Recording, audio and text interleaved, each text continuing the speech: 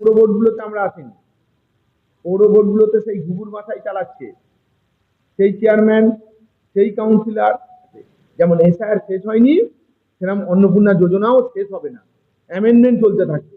একটা র্যাকেট কাজ করেছে একই দিনে সারা পশ্চিমবঙ্গে। কি করে এই আন্দোলনটা হলো, তার জন্য দায় নিতে হবে কাউন্সিলরকে। শুধু একা চেয়ারম্যানকে লক্ষ্য করে সবকিছু হচ্ছে দায় ছাড়া করা যায় না।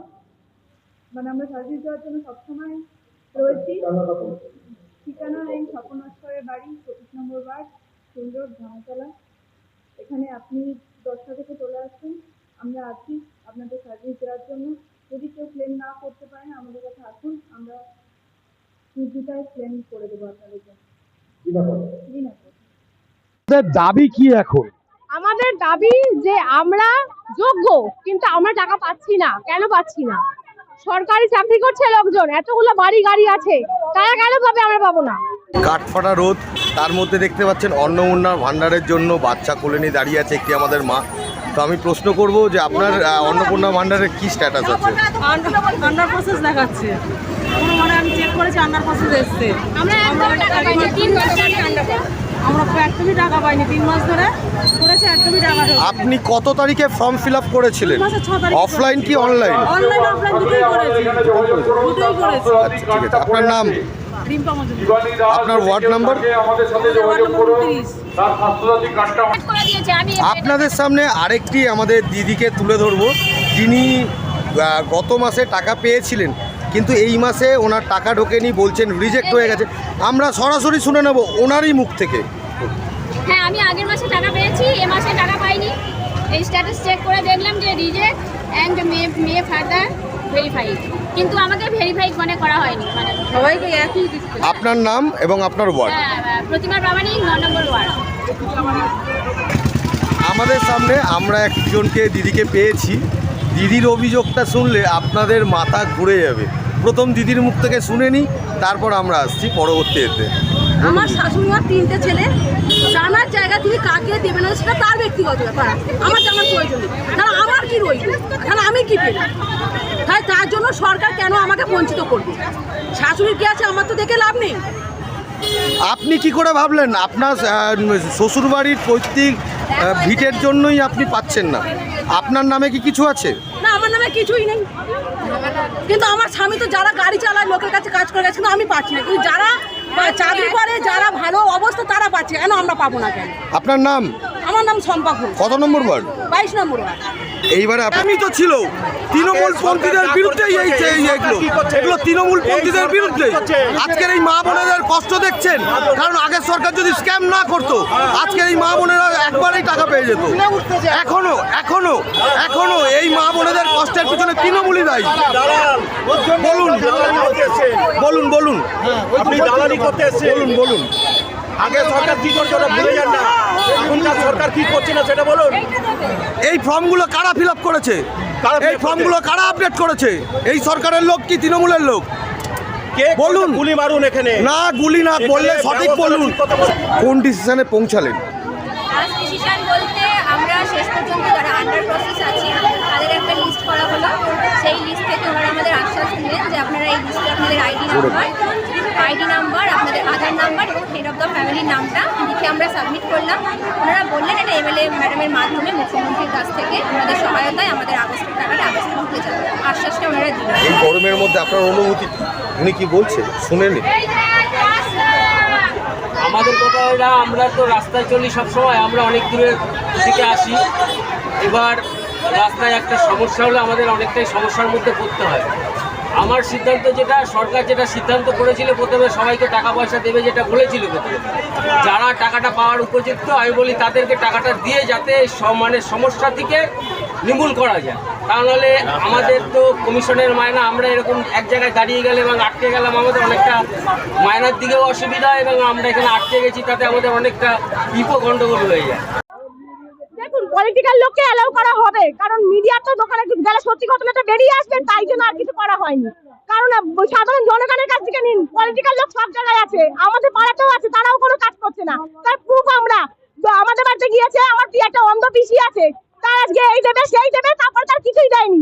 লাস্টে সে অন্ধ ভিক্ষা করে তারপর তার সংসার চলে। পাড়া থেকে পলিটিক্যাল লোকেরা পারে না সাহায্য করতে, এগুলো কি বলে না? হ্যাঁ, কবে থেকে ঘুরিয়ে যাচ্ছে আমার মাকে যে আপনি একটা কাজ করুন, কাউন্সিলরের কাছে যান, ভিডিও যান, আমি সব জায়গায় গেছি কাজ কামাই করে। তারপরে এখন আন্ডার প্রসেসিং এ ফেলে রেখেছে 3 মাস ধরে। তাহলে নাই দিতে পারতো টাকা, বলতো যে দিতে পারবো না। 17 জুলাই বলে দিত যে আমরা কাউকে দিতে পারবো না। তাহলে এরকম ছ্যাবলামি করছে কেন তারা? ওর বাবা নেই, ও কত কষ্ট করে কাজ করে খাচ্ছে, ওর কি টাকাটা দরকার নেই? বুঝতে পারছে না যে আমাদের টাকাটা দরকার।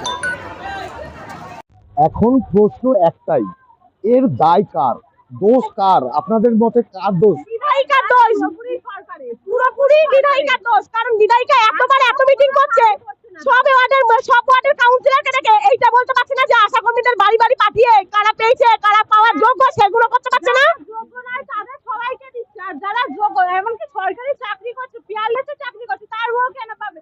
আমরা দিন আনি দিন ভাই, কেন আমরা পাবো না? এই তারা আশা কর্মী বলে, তারা আশা কর্মী, তারা তাদের প্রসেসটা জানে।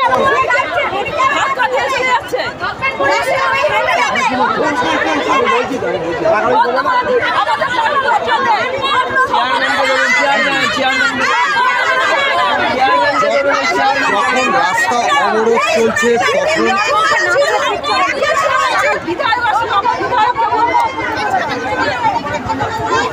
অবরোধের মধ্যে আমি আমার সামনে কিছু মা দিদিদেরকে পেয়ে গেছি। তো আমার প্রশ্ন থাকবে, এই অবরোধ করে সরকারের কাছে যখন বার্তা পৌঁছে দিতে চাইছে তখন মূল অভিযোগ কি?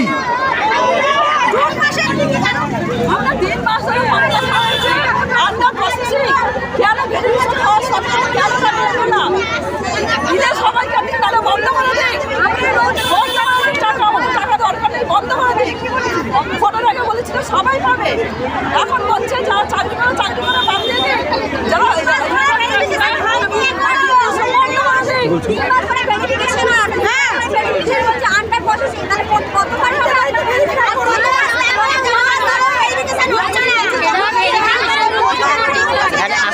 এক এক করে এরা ঠিকঠাক ভেরিফিকেশন করছে না, একবার আন্ডার প্রসেসিং দেখাচ্ছে, একবার ভেরিফাই দেখাচ্ছে, এরা ঠিকঠাক বাড়ি দিয়ে ভেরিফিকেশন করছে। সবাইকে একসাথে টাকা না পাঠালে এই রাস্তা অবরোধ ছাড়বে না। আমার প্রশ্ন, দ্বিতীয় প্রশ্ন, এখন যখন সরকারের তরফ থেকে একটি অনলাইন পোর্টাল চালু করা হয়েছে, তো তাতে কি আপনারা করেছেন, দেখেছেন?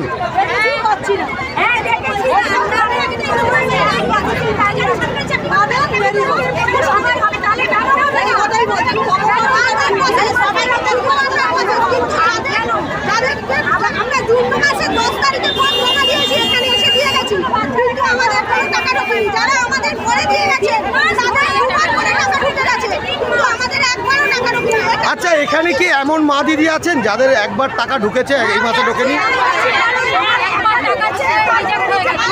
আপনার ঢুকেছিল? একবার টাকা ঢুকে রিজেক্ট হয়ে গেছে। কি কারণ?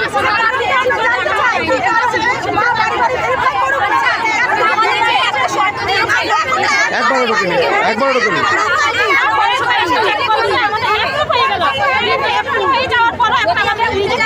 আপনাদেরকে পৌরসভায় আসার নোটিফিকেশন কোথা থেকে পেয়েছিলেন?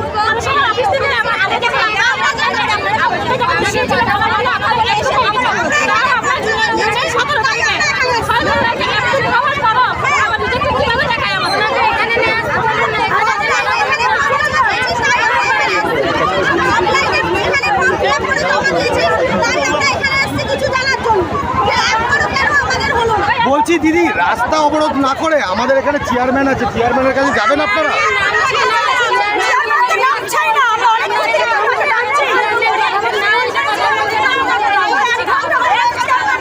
পৌরসভা ঘেরাও করুন।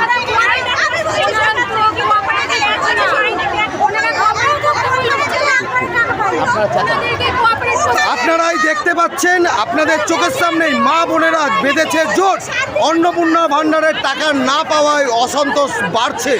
এখন সরকারের আমি দৃষ্টি আকর্ষণ করব, আমাদের এই মা বোনেরা রোদের মধ্যে পুড়ে সংসারের সমস্ত কাজ ফেলে আজ রাস্তা অবরোধ করতে বাধ্য হয়েছে। কারোর অভিযোগ কেউ 1 মাস পেয়েছে, কারোর অভিযোগ একবারও পায়নি, কারোর অভিযোগ প্রথম মাসে পেয়েছে, আবার তাদেরকে রিজেক্ট দেখানো হয়েছে। তাহলে প্রশ্ন উঠছে, মা বোনেরা প্রশ্ন করছে, অ্যাপ্রুভের পরে রিজেক্ট হয় কি করে? আপনারা দেখছেন কলকাতা এক্সপো, সেই ভিডিও তুলে ধরলাম আপনাদের সামনে সরাসরি।